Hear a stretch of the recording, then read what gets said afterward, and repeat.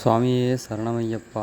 நாங்கள் வந்து இப்போ சபரிமலைக்கு கிளம்பிட்டோம். இன்றைக்கி வந்து நாங்கள் சபரிமலைக்கு போகலான்னு சொல்லிவிட்டு நாங்கள் வந்து வீட்டில் வந்து ஒரு 4 பேர் மாலை போட்டிருந்தோம். 4, 5 பேர் மாலை போட்டிருந்தோம். நான், அண்ணா 2 பேரும், அப்பா, பாப்பா, மொத்தம் 5 பேர் நாங்கள் மாலை போட்டிருந்தோம். சரணமையப்பா. சாமிக்கு தேங்காய் உடைச்சாச்சு. தேங்காய் உடைச்சிட்டு போய் நம்ம வீட்டு பக்கத்தால் ஒரு நரசிம்ம சாமி கோயில் இருக்குது. அங்கே வந்து ஐயப்பனை வச்சு பூஜை பண்ணியிருப்பாங்க. அங்கே தான் பூஜை பண்ணி இருமுடி கட்டி அங்கேருந்து தான் கோயிலுக்கு கிளம்புற மாதிரி. ஃபஸ்ட்டு வந்து எனக்கு 2வது முடிங்கிறனால எனக்கு நெய் தேங்காய் எல்லாமே ரெடி பண்ணாங்க. அடுத்தது தம்பிங்களுக்கு வேண்டுதல் வச்சுருந்து நெய் தேங்காய் கொண்டு போகணுன்னு சொல்லி அவங்களுக்கும் வேண்டியிருந்தேன். அதனால் அவங்க கையால் தொட்டு நெய் தேங்காய் வந்து அவங்களுக்கும் ரெடி பண்ணிவிட்டு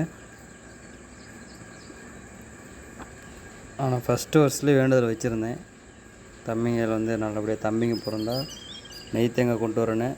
ஆனால் அதுக்கு சாமி வந்து 1க்கு 2 ஐயப்பன் கொடுத்துருந்தாரு. அதனால் 2 நெய் தேங்காய் ப்ளஸ் என்னோட சேர்த்து 3 ஆச்சு. 3 நெய் தேங்காயும் நான் எடுத்துகிட்டு போயிருந்தேன். நெய் தேங்காய் மட்டும் இல்லைங்க, தம்பிகளுக்காக நமக்கு கொடுத்த கடவுளுக்கு நாங்கள் வேண்டியிருந்தது வந்து காயினும் கொண்டுட்டு வரோம் அப்படின்னு சொல்லி வேண்டுதல் வச்சுருந்தேன். அதேமாரி சரி காயின் கொண்டுட்டு போகலான்னு சொல்லிட்டு தான் நாங்கள் காயின் ரெடி பண்ணோம். அதேமாதிரி ட்விங்ஸாக இருக்கிறதுனால 2 குழந்தையும் ஒட்டுக்காக தான் வைக்கணும்னு சொல்லியிருந்தாங்க.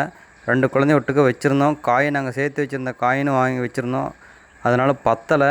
அதனால் வந்து தேங்காய் வைங்க அப்படின்னு சொல்லியிருந்தாங்க. தேங்காய் வச்சு தராசில் வந்து இடைக்கடை கரெக்டாக நின்றுச்சு. அந்த தேங்காயை நாங்கள் வந்து இங்கே எடை போட்டு எத்தனை கிலோ இருக்கோ அத்தனை கிலோவுக்கு காயினாக வந்து மாற்றி அங்கே நம்ம சபரிமலையில் போட்டலாம் அப்படின்னு சொன்னாங்க.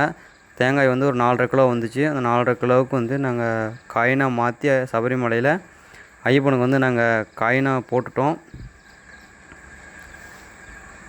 நம்ம சபரிமலைக்கு போகிற வண்டி என்னென்னு பார்த்தீங்கன்னா டெம்போ ட்ராவலர் தாங்க. நாங்கள் வந்து ஒரு 9 பேர் இருந்தோம். அதனால் டெம்போ ட்ராவலர் பேசிட்டோம். அந்த வண்டியில் தான் நாங்கள் போனோம்.